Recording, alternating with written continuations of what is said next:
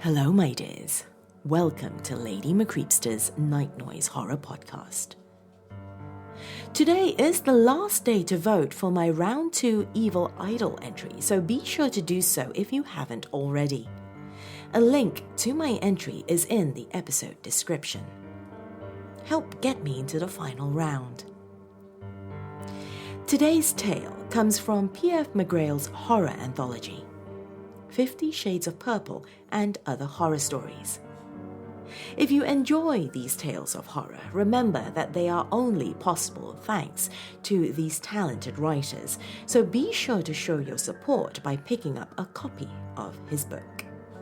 A direct purchase link is also in the episode description. This tale is called Her Lips Weren't Rotten Yet. Come now, my dears. Lean in closer, and we'll begin.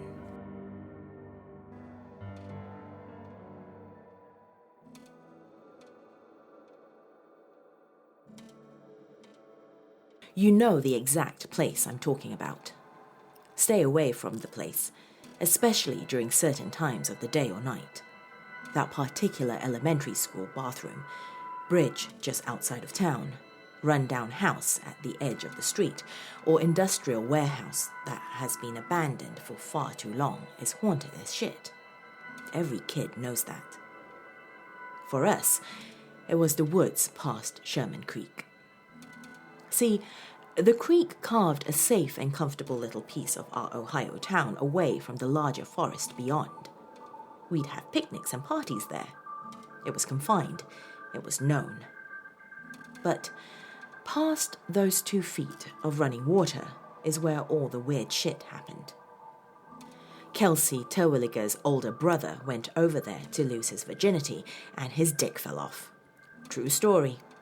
All the kids knew about it, and there would sometimes be crying that came from the trees. A lot of kids who went too deep into the woods came back feeling dizzy and disoriented. Then there were the disappearances. They'd happened years and years ago, supposedly at the town's 90th anniversary in 2003, which was a lifetime in the past for a guy like me, who'd graduated from elementary school in 2011. 2 kids crossed over Sherman Creek during a birthday party, 1 boy and 1 girl. They never came back. No body, no ransom note, nothing. Simple, clean. Law had become legend by the time I was old enough to wander off with my friends. To be honest, I think the parents encouraged it. Scared children were controlled children, and I think that even moms and dads were frightened of the boundary that the creek represented. It's all fun and games for a kid until their parents are afraid. You're afraid? Timmy Blanchard had told me back in the 5th grade. You suggested it first, asshole. That means you go over first. Nuh-uh, I shot back. Yeah-uh, he retorted. He had me there. So we had come to an agreement. I would cross over the creek and walk for 5 whole minutes into the woods, then turn around and come back without running. 10 minutes total, and he would give me his shining Charizard card. 5 minutes seemed to me like it would be a long walk, maybe 2 miles at least, but it was too good a deal to refuse, and I was too young and stupid to realize that I could have hidden in the bushes and lied, so off I went. I found nothing, of course, at least in the beginning. It was actually quite nice.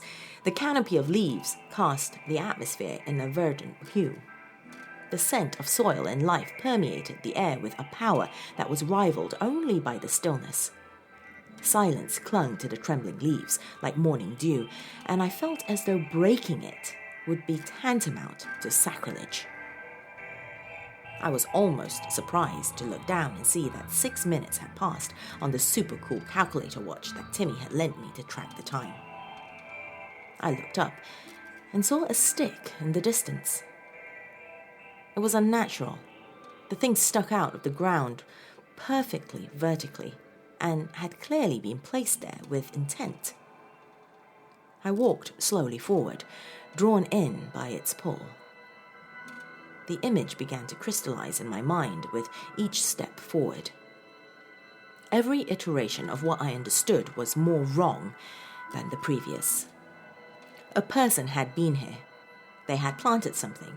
It was a sign? The display was clear. Something was hanging from the stick. Drooping. Sunlight streamed through the holes in the drooping thing like signs from God. The sign was small, not much bigger than a pancake. It looked to be smiling at me. It was smiling at me. Oh shit. It was a face. I was standing in front of it. The face hung down in folds, cartoonishly pulled back like the grinning and frowning visages used to donate dramatic performances. The eyes and mouth were open and empty, showing the forest on the other side. I reached out to touch it. It felt like skin, but it was cold as clay. The face yielded to my touch like the surface of a cake. A drop of liquid fell to the ground and hit my shoe. My breath quickened, but I was bound to the face as though an electric current were passing between it and my finger. I wanted to leave, to run, but breaking the trance of the moment would mean acknowledging that it was real, that the face actually belonged to... A branch broke. Then it was real. I was sprinting back the way I came before becoming consciously aware of my decision to do so. My little legs had never felt so pathetic as they plodded slowly through the grass. I honestly did not know if I was being pursued by some sort of monster, but I had no interest in finding out. The grass whipped my knees as I bobbed through the bushes. I prayed fervently to the God I'd been ignoring at church to save me, please, to let me know that I had not been ignored in a way that would destine me to become forest decorations and skin doilies. The vague sensation of being lost quickly clouded my mind before I tripped and flew. My mouth filled with water and blood. That was the moment when my 10-year-old self was sure he was going to die. I raised my head from the water, spat the blood from my split lips, and realized that I was in Sherman Creek. Timmy was standing over my head. "You trying to pull a fast one? 9:13 is on my clock, so you didn't make it to 10 minutes. Nice try, butthole. You owe me a new watch." I scrambled out of the creek, not caring at all about the blood pouring from my lip or the water spilling from the buttons on Timmy's watch. I ran until I got to my parents. "What the hell?" Dad asked. "Did you push someone in the water?" Mom wanted to know. I stood before them, breathing heavy, trying to imagine what I could say. They both looked so disappointed. I had a bet with Timmy. He cheated, so I took his watch and dove in the creek. He jumped on my head while it was underwater, which split my lip, so I destroyed his watch because he's a jerk. My parents stared, slack-jawed at me for several seconds as what I said sunk in. It was my dad who broke the silence. "Sounds about right. Timmy's a bastard." Mom smacked him with her visor. "Lonnie!" "Sorry," he shot back. "Sorry. Timmy can sometimes act like a bastard." He took another sip of his beer. I looked back and forth between them. "So, can you take me home to change clothes?" My dad gave me a disgusted look. "You're the one who decided to jump into the creek, Edward. No reason that should ruin my barbecue." So I sat, shivering, as far away from Sherman Creek as I could get. And no amount of taunting, dares, or name-calling would ever bring me anywhere near that place again. I've carried the guilt with me ever since then, and I've never told anyone. The next day, it was revealed to us that one of our classmates, a girl by the name of Emily, had gone missing. I didn't like Emily because when I was 10, the way her freckles dotted her nose made me feel all gross when I looked at her. They never did find Emily, and I never told anyone about the face hanging from a stick in the forest or how the sunlight streaming through the eye holes illuminated such familiar freckles on its nose.